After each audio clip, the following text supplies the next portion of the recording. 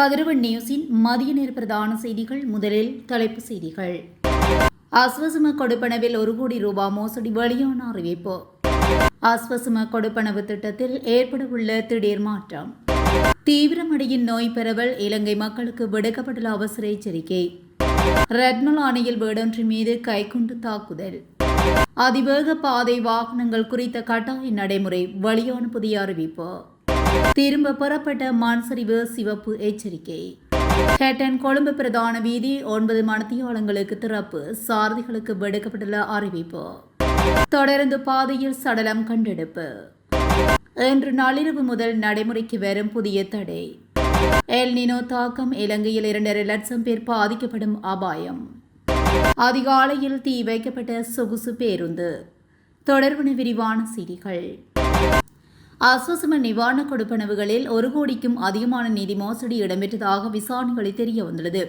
சம்பவம் தொடர்பாக அண்மையில் நோர்வோட் பிரதேச செயலகத்தில் பணியாற்றிய 2 பெண் அதிகாரிகள் ஹேட்டன் பிராந்திய விசேட குற்றப்புலனாய்வு பிரிவினரால் கைது செய்யப்பட்டனர். ஆரம்பகட்ட விசாரணைகளில் 25 லட்சம் என கண்டறியப்பட்ட நிலையில் தற்போதைய விசாரணையிலேயே குறித்த விடயம் அம்பலமாகியுள்ளது. மேலும் 2024ஆம் ஆண்டு முதல் இதுவரை 1 கோடிக்கும் அதிகமான தொகையை மோசடி செய்துள்ளதாக ஆரம்பகட்ட விசாரணைகளில் தெரிய வந்துள்ளதாக ஹேட்டன் பிராந்தியத்துக்கு பொறுப்பான சிரேஷ்ட போலீஸ் அத்தியட்சகர் தெரிவித்துள்ளார். குறைந்த வருமானம் பெறும் குடும்பங்களுக்காக முன்னெடுக்கப்படும் ஆஸ்வசம நலம்புரி திட்டத்தின் பயனாளிகளை தெரிவு செய்வது குறித்து முக்கிய அறிவிப்பு ஒன்று வெளியாகியுள்ளது. அதன்படி பயனாளிகளை தெரிவு செய்வதற்காக முன்மொழியப்பட்டுள்ள புதிய முறைமை குடும்பங்களின் சமூக பொருளாதார பாதிப்பு நிலைமைகளை அடிப்படையாக கொண்டு மதிப்பீடு செய்யப்படும் என அறிவிக்கப்பட்டுள்ளது.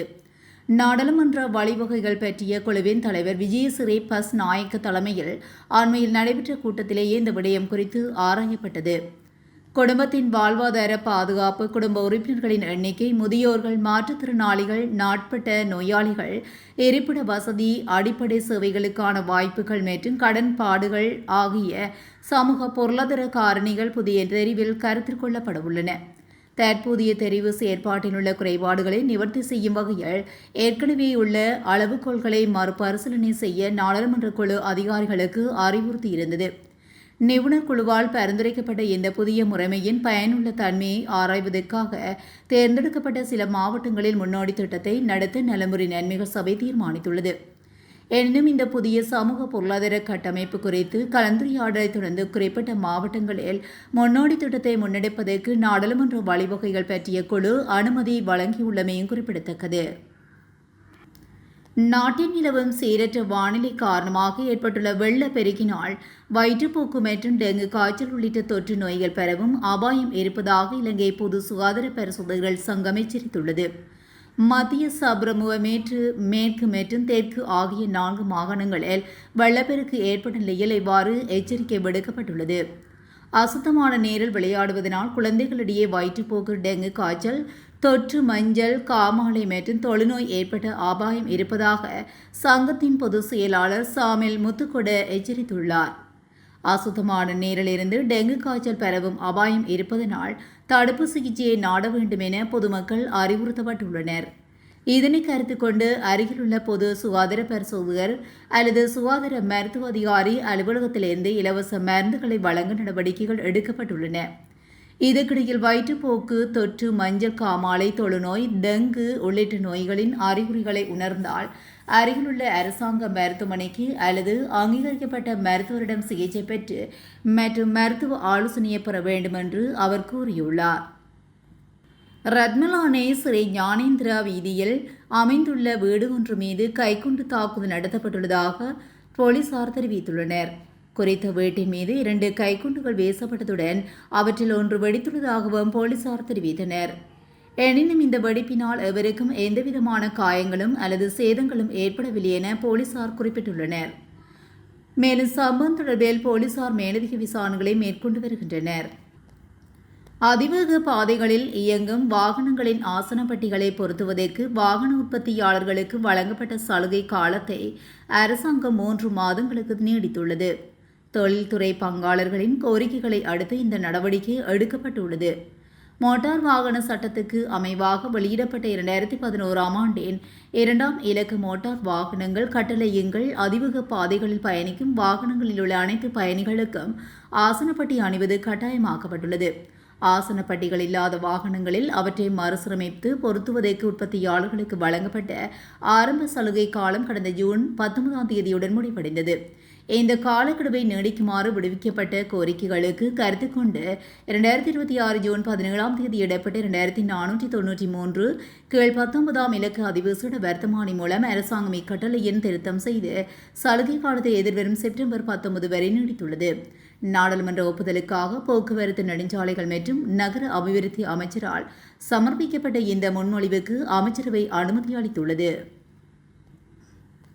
தொடர்ந்து பெய்து வரும் கனமழையின் காரணமாக விடுக்கப்பட்ட மண்சரிவு எச்சரிக்கையை புதுப்பிப்பதற்கான நடவடிக்கைகளை தேசிய கட்டிட ஆராய்ச்சி நிறுவனம் எடுத்துள்ளது. அதன்படி கண்டி, கேகாலை மற்றும் நுவரெலியா ஆகிய 3 மாவட்டங்களில் உள்ள பல பிரதேச செயலக பிரிவுகளுக்கு விடுக்கப்பட்டிருந்த மண்சரிவு சிவப்பு எச்சரிக்கைகள் திரும்ப பெறப்பட்டுள்ளன.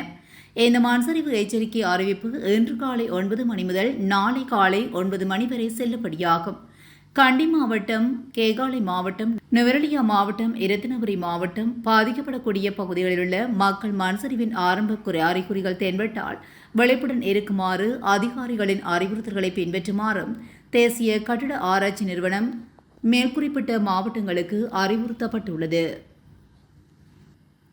ஹட்டன் கொழும்பு மற்றும் ஹட்டன் கண்டி பிரதான வீதிகளில் சுமார் 9 மணித்தியாலங்கள் போக்குவரத்து இன்று தடைப்பட்டு இருந்ததாகவும் அதிகாலை 6:30 மணியளவில் வழமைக்கு திரும்பியதாகவும் தெரிவிக்கப்படுகிறது.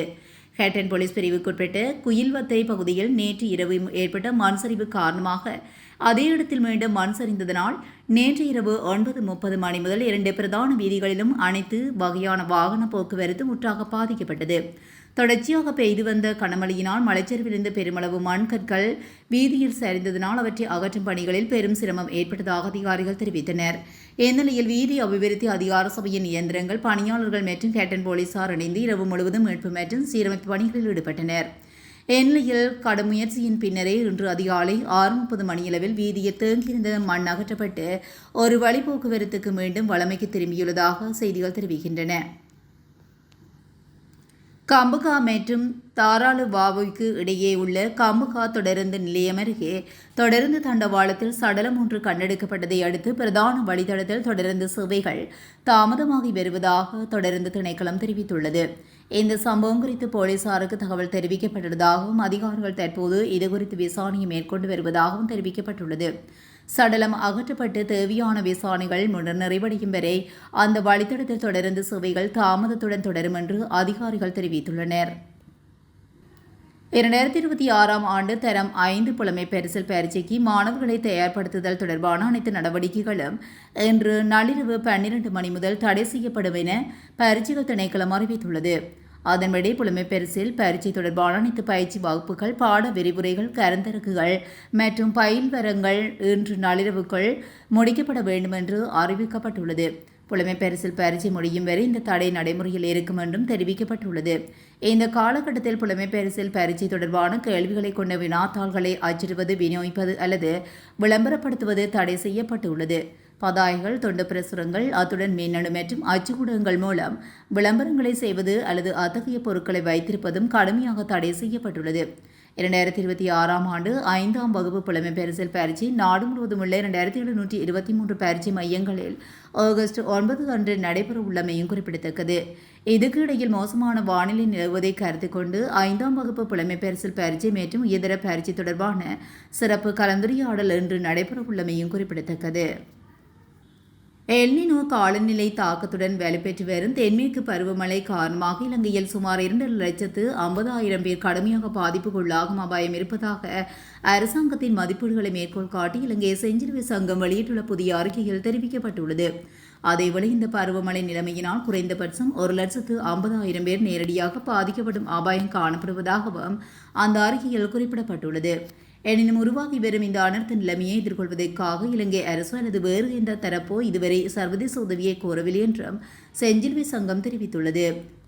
மேலும் தற்போதைய பருவகால வானிலை முன்னறிவிப்புகள் மற்றும் பிராந்திய காலநிலை கணிப்புகளின்படி இந்த ஆண்டின் தென்மேற்கு பருவமழை காலத்தில் நாட்டுக்கு வழக்கமான அளவுக்கு நெருக்கமான அல்லது அதைவிட சற்று குறைவான மழைவீழ்ச்சி கிடைக்கும் என எதிர்பார்க்கப்படுகிறது. இருப்பினும் நாட்டின் பல்வேறு பகுதிகளில் மழையின் அளவு தீவிரமும் மாறுபடக்கூடும் என்பதனால் வெள்ளம், மண்சரிவு உள்ளிட்ட அனர்த்த அபாயங்கள் தொடர்பில் பொதுமக்கள் தொடர்ந்தும் அவதானத்துடன் இருக்க வேண்டும் என அறிக்கையில் வலியுறுத்தப்பட்டுள்ளது. பேருந்து நிலையம் அருகே நிறுத்தப்பட்டிருந்த சொகுசு பேருந்துக்கு தீ வைக்கப்பட்ட சம்பவம் ஒன்று பதிவாகியுள்ளது. மோட்டார் சைக்கிளில் வந்த அடையாளம் தெரியாத இருவர் தீ வைத்துவிட்டு தப்பி சென்றதாக காவல்துறையினர் தெரிவித்துள்ளனர். குறித்த சம்பவம் இன்று அதிகாலை கடுவல பிரதான பேருந்து நிலையத்துக்கு அருகிலுள்ள வாராந்த சந்தை வளாகத்தில் இடம்பெற்றுள்ளது. சம்பவம் தொடர்பில் தெரிய வருகையில் இன்று அதிகாலை 2:30 மணியளவில் 2:45 மணிக்கு இடைப்பட்ட காலத்தில் மோட்டார் சைக்கிளில் வந்த இருவர் பேருந்துக்கு தீ வைப்பதைக் கண்டு அருகில் இருந்த மற்றொரு பேருந்தில் இருந்த ஓட்டுநரும் நடத்துனரும் கூச்சலிட்டுள்ளனர்.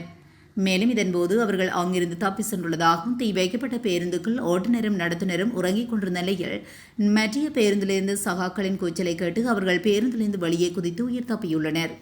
நெடுஞ்சாலை வழியாக கடுவல மாத்திரை இடையே இயக்கப்படும் ஆடம்பர பேருந்துக்கு இவ்வாறு தீ வைக்கப்பட்டுள்ளதுடன் தீ விபத்தினால் பேருந்து முற்றாக எரிந்து சாம்பலாகியுள்ளது. தனிப்பட்ட புகை காரணமாகவே இந்த தீ வைப்பு சம்பவம் நடத்தப்பட்டிருக்கலாம் என கடுவல போலீஸ் உயரதிகாரி ஒருவர் சந்தேகம் வெளியிட்டுள்ளார்.